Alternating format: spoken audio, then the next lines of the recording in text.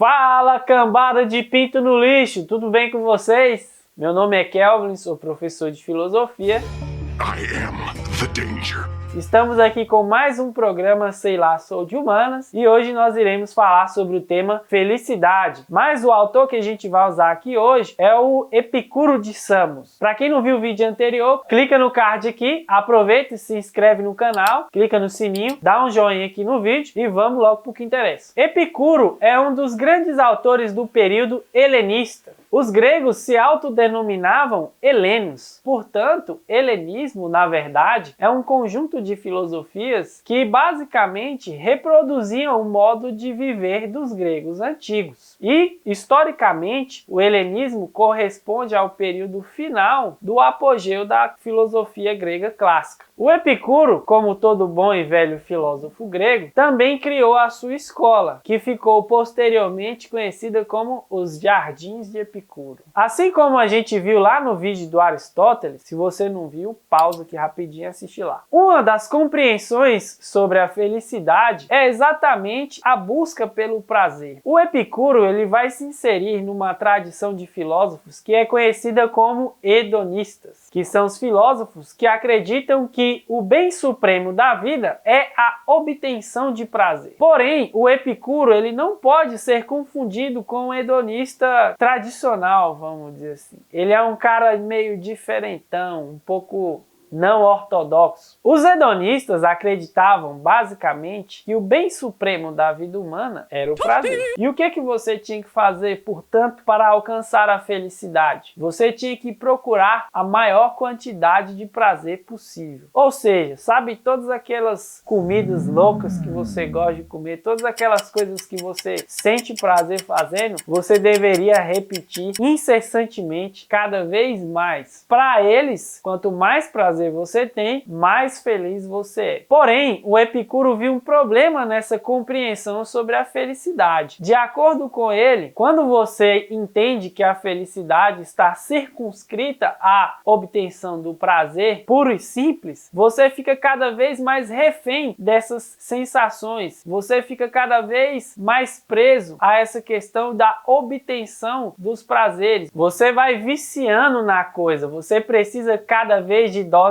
maiores e mais fortes de prazer para conseguir alcançar a tal felicidade. No final das contas, você não alcançaria a felicidade coisa nenhuma. Na verdade, você se transformaria em um viciado em prazer. Para o Epicuro, o verdadeiro prazer não pode ser entendido como essa busca ativa pelos prazeres físicos, mas sim na ausência da dor, na ausência de perturbação. Ou seja, o verdadeiro prazer para Epicuro é a ausência de perturbações. De acordo com a sua doutrina, viver e não terá vergonha. Peraí. Viver é sentir. E nós temos sensações boas e ruins. As sensações boas ele deu o nome de prazer. São movimentos suaves da nossa alma. E as sensações negativas ele chamou de dor. Ou, se você quiser, desprazer. Você pode equiparar as duas palavras aqui para o contexto do Epicuro. Resumindo a história, o prazer é o bem e a dor é o mal. Portanto, se você compreende a felicidade como sendo a boa vida, você deve obter cada vez mais prazer e estar cada vez mais longe da dor. E é aí que entra, efetivamente, a compreensão do Epicuro sobre a verdadeira natureza do prazer, que não é a busca pelos prazeres físicos pura e simplesmente, mas na verdade é uma fuga da dor. A ética epicurista trabalha com duas ideias fundamentais: a ideia de aponia, que significa a ausência de dor no corpo, e a ideia de ataraxia, que é a ausência de dor na alma, e também pode ser vista muitas vezes como o estado de imperturbabilidade da alma. Sabe quando tem duas pessoas discutindo fervorosamente sobre um assunto qualquer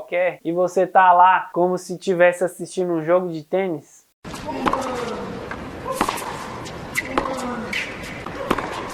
É desse jeito que você ficaria se você alcançasse a ataraxia. 1000 debaterão à sua direita, mais 10.000 discutirão à sua esquerda, e você continuará pleno.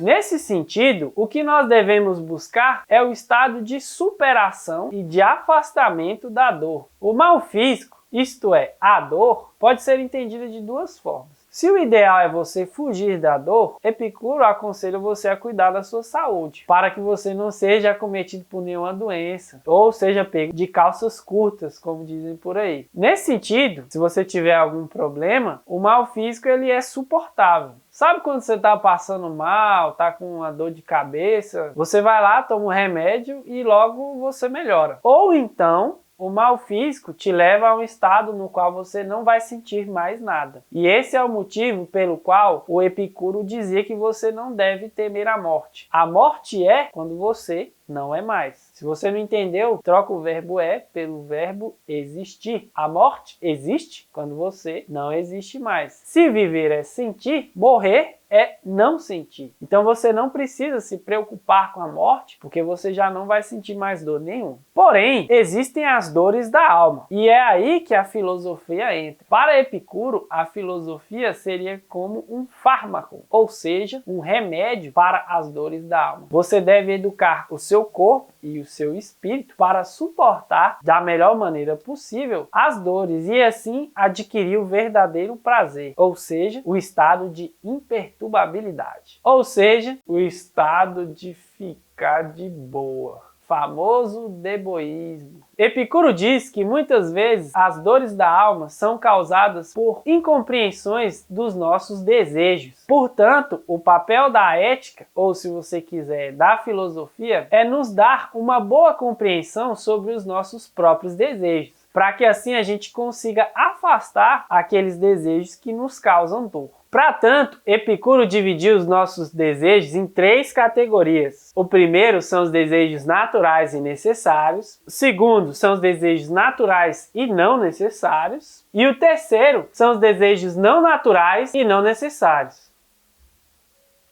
Os primeiros desejos, os naturais e necessários, são aqueles desejos que são necessários para a nossa sobrevivência, como, por exemplo, beber água.